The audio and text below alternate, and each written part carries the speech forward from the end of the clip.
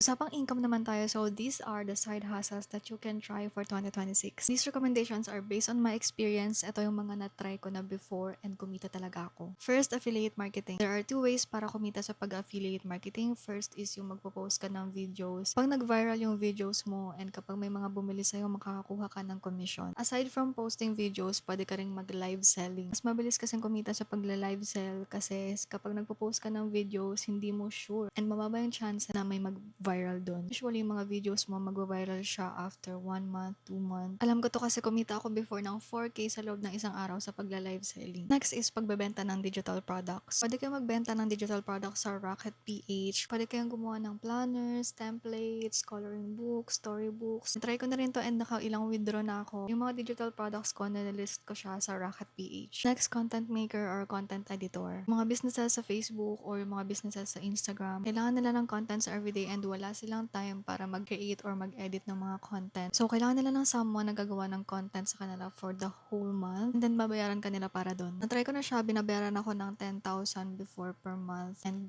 ang ginagawa ko lang is gumagawa ako ng 10 graphics per week. And yung graphics na yun is nagagawa ko lang siya usually mga 3 hours to 5 hours per month. So, ayun yung mga side hustles na na-try ko and kumita talaga ako. Pwede nyo rin siyang i-try if gusto nyo magkaroon ng extra income.